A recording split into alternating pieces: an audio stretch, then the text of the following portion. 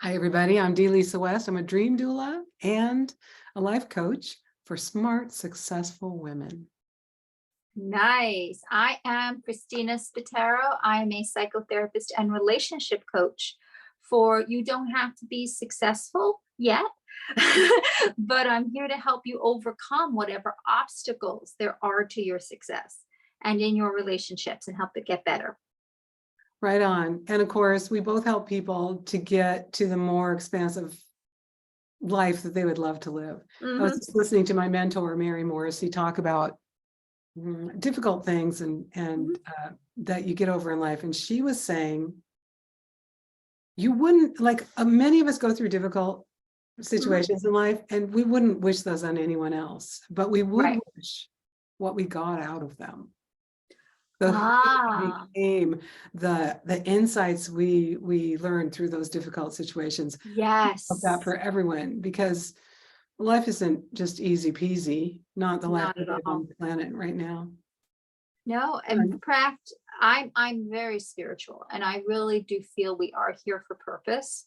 Yeah. And I think we are, I don't want to scare anybody, but I think we actually are meant to go through challenges Yeah. because that's part of how we're supposed to grow spiritually, is to go through challenges. Because if everything's easy peasy, not that I want difficulty, trust me, had it, didn't like it. I'm not saying I want any more of it, but I feel that you, like you said, you learn from difficult experiences, you learn from difficult relationships, you learn from pain. You don't invite it in, but what I've always felt is when something is going on, you have a choice. And that choice is what lets your spirit grow, depending on the choice you make. So wisely said, Christina. Thank you. One of the things I was thinking about, because I love to think about how esoteric things help our practical world. And one of the things I'm working on right now is clutter clearing. And I pulled a book out of my bookshelf. I've been recommending it to people for years. And then I was like, oh, when was this written? 1999 or 1998. Karen Kingston. She wrote Creating Sacred Space with Feng Shui. And she also wrote Clear Your Clutter with Feng Shui. And Like it. It's a fascinating book that has not gone out of fashion. Absolutely. And one of the things she talks about is clutter. The original word for clutter. Oh, where is it? I got to find this. Clutter, I think, comes from the word to clot. Clotter. So think about clutter being like a clot in your maybe blood system. It keeps things from flowing properly. It clogs things up. And the fascinating thing that I've, ever since I read this book, and I probably read it in the year 2000, so 23 years, I've been thinking about clutter in the way that she teaches in her book, which is, do you have clutter in your house? We all have some clutter somewhere. Even the minimalist friends of mine, I know they have a drawer or a glove box or a trunk of their car, maybe their inbox in their computer that's clogged up with stuff they don't need anymore, they don't love anymore.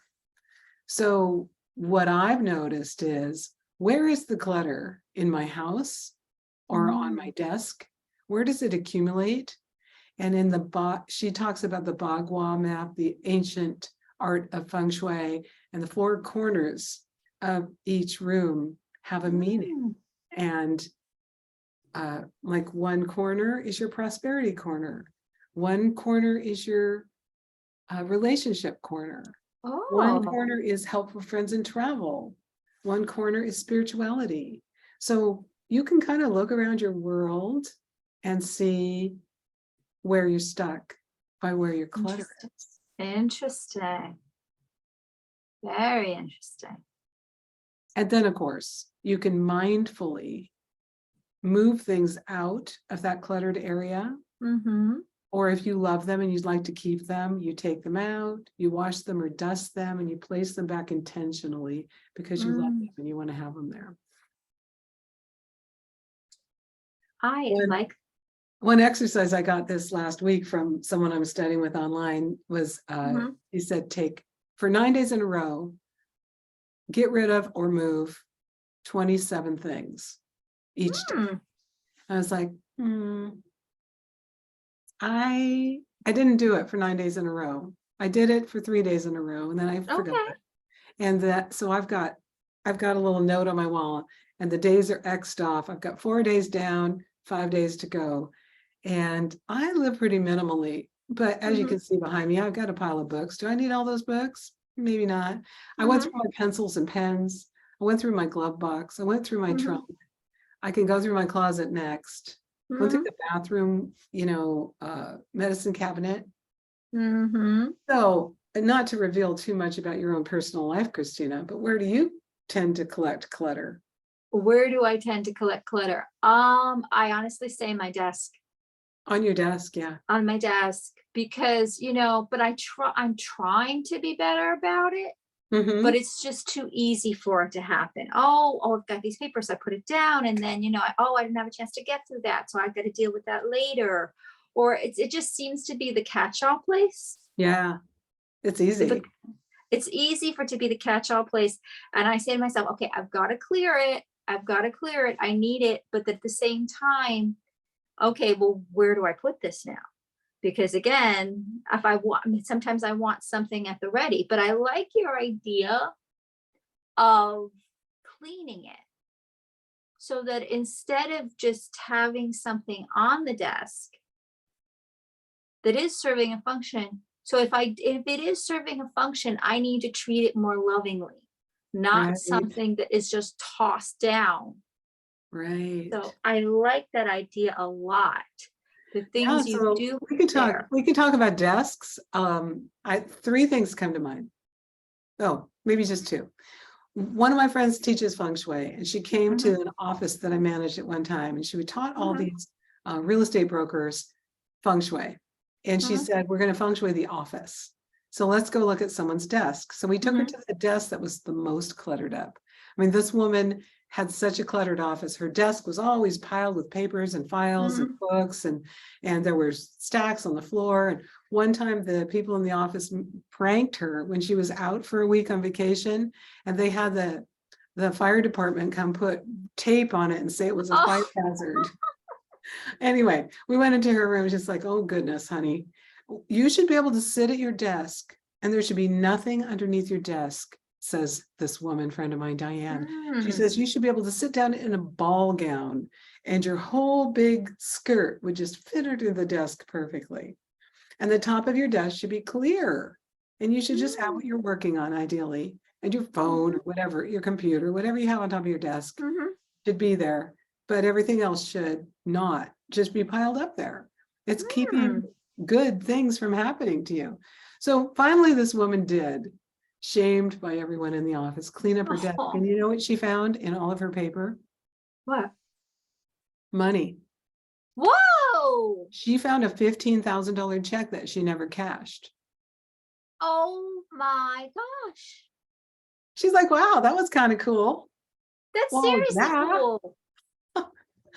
Uh, the other thing is, if you look at the Bagua map and all those areas and what they have their meaning of, you Mhm. can place that on the top of your desk and see if there's just one part of your desk that keeps getting cluttered up, maybe it's that part of your life that needs a little cleansing. Oh, Bagua map? How do you get Yeah, that? it's spelled Bagua. I'll put notes in Yes, definitely put notes in the show notes. And what was the name of the woman that wrote that book? Karen Kingston. Karen Kingston. Okay. I think she's still around on the planet. I looked her up because I'm Good buying a for book for a her. friend. And it's just fascinating to me to think for many years before I read this and before I knew anyone who did feng shui, I didn't think about clutter. Hmm. But we've all known someone who has such clutter in their house that it stops them from even being healthy, like Hmm. That's true. like hoarding Mm, clutter. that's true. There, And that's not good. no, that's not good. And definitely I have a lot of compassion for people who are struggling with that because there are other psychological issues involved with that. A lot of it, some of it could be fear of losing stuff. Some of it could just be fear in general, psychological stuff. You find when somebody is hoarding, there's other underlying things happening that they haven't fully dealt with. Why don't you name a few? Like I knew a hoarder. I don't know. Well, I knew a hoarder as a client. I helped him sell a house when I was a realtor. And his house was so full of stuff that it smelled bad when you walked inside. It was basically unlivable. He was so embarrassed to show it to me that he said, "Can you just help me sell my house and not go inside?"